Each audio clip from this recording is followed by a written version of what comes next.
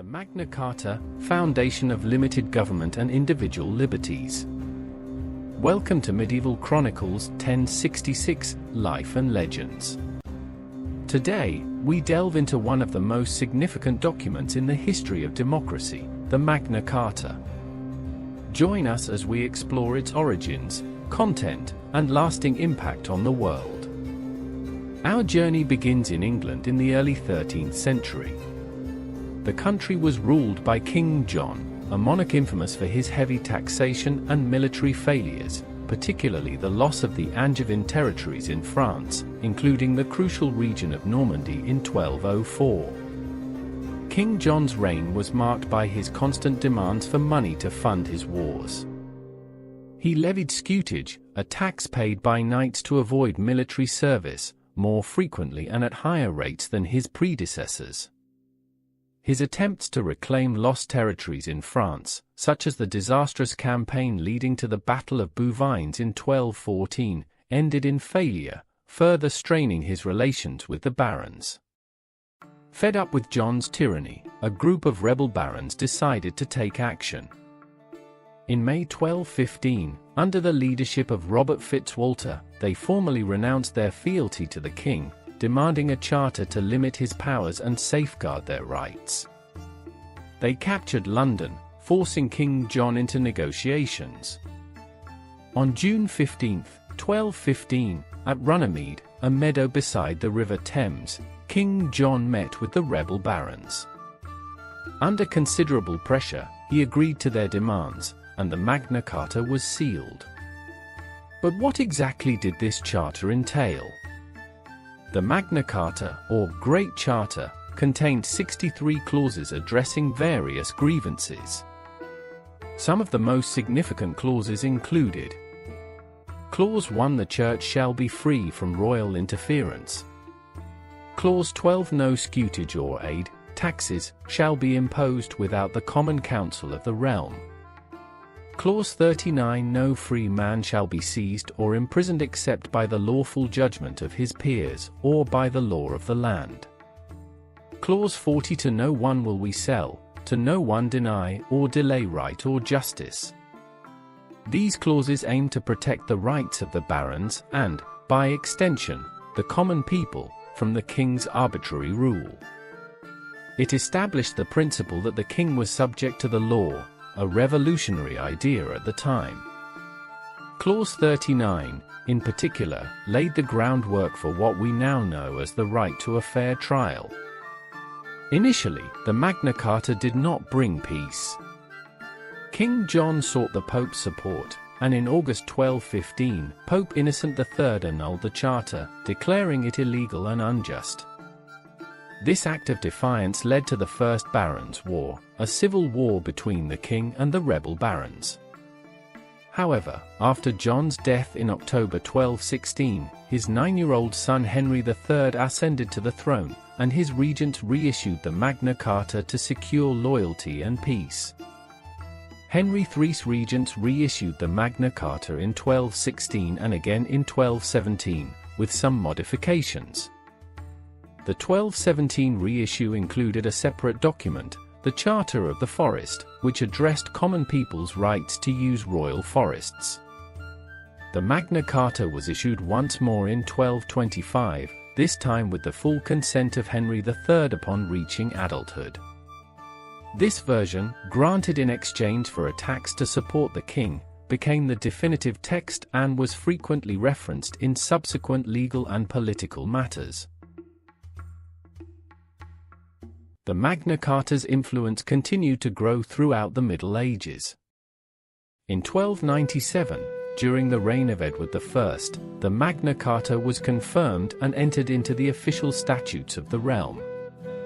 Edward I, known as Longshanks, reissued the charter in exchange for taxation to fund his military campaigns. This solidified the Magna Carta's role as a cornerstone of English law. This period saw the Magna Carta invoked in various legal cases, reinforcing its principles in the judiciary. In the 14th century, the Magna Carta was reaffirmed multiple times by monarchs like Edward III. In 1354, Edward III issued the Statute of the Staple, which incorporated many principles of the Magna Carta, including the right to due process. This era also saw the Magna Carta influence the development of Parliament, which began to play a more significant role in governance, reflecting the evolving balance of power between the monarchy and the nobles. The 15th century brought the Wars of the Roses, a series of civil wars for control of the English throne between the houses of Lancaster and York.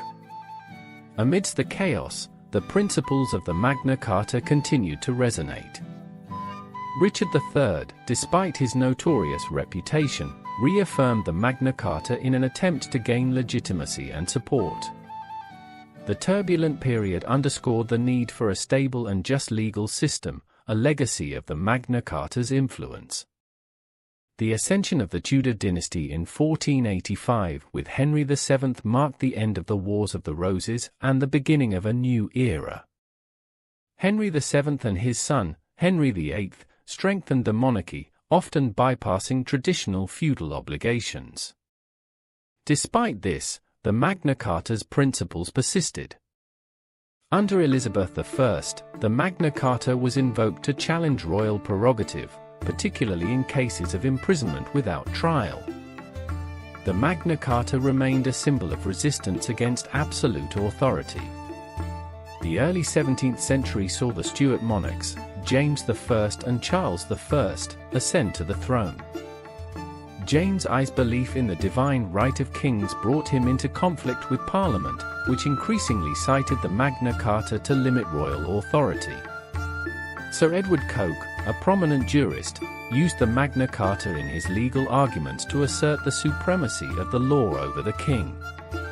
Charles I's reign was marked by severe tensions with Parliament. His attempts to rule without Parliament and impose taxes unilaterally led to the Petition of Right in 1628, which echoed the Magna Carta by demanding that no taxation be levied without Parliament's consent and that no one be imprisoned without due process. The continued disregard for these principles by Charles I eventually led to the English Civil War. The English Civil War, 1642–1651, was a conflict between the forces of King Charles I and Parliament, leading to significant constitutional changes.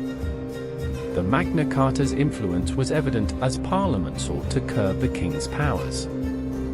The war ended with the execution of Charles I in 1649 and the establishment of the Commonwealth under Oliver Cromwell.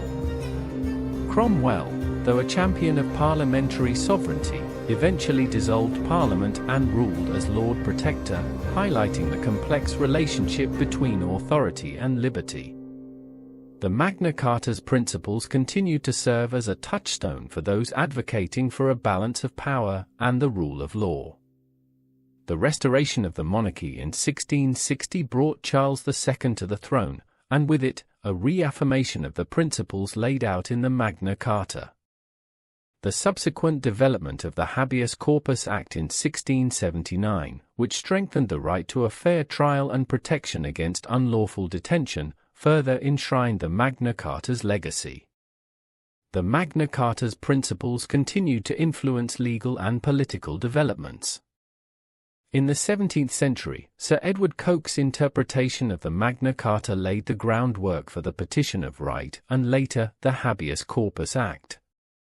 The Glorious Revolution of 1688 further cemented these ideas, leading to the Bill of Rights in 1689, which incorporated many principles of the Magna Carta. These principles were echoed across the Atlantic. The American colonists invoked the Magna Carta in their struggle against British rule, leading to the American Revolution. The Fifth Amendment, which guarantees due process of law, and the Sixth Amendment, which ensures the right to a fair trial, both draw directly from the Magna Carta's clauses. Furthermore, its ideas helped shape the Universal Declaration of Human Rights, emphasizing the importance of individual liberties and the rule of law. The Magna Carta's enduring relevance lies in its fundamental principles of justice, rule of law, and individual rights. It symbolizes the ongoing struggle for freedom and justice, reminding us that power must always be held accountable. Today, the Magna Carta is celebrated as a cornerstone of modern democracy and legal systems worldwide. It continues to inspire movements for justice and human rights, demonstrating its timeless significance. As we reflect on the Magna Carta, we see a document born out of conflict that laid the groundwork for modern democracy. It is a testament to the enduring human quest for liberty and justice. The principles enshrined in the Magna Carta have transcended time, shaping societies and legal systems around the world. Thank you for joining us on this journey through history. If you enjoyed this video, please like, share, and subscribe to Medieval Chronicles 1066 Life and Legends for more fascinating stories from the past. Let us know in the comments what medieval topics you would like us to explore next. Until then, keep exploring the legends and lessons of history. We will see you next time on Medieval Chronicles 1066 Life and Legends.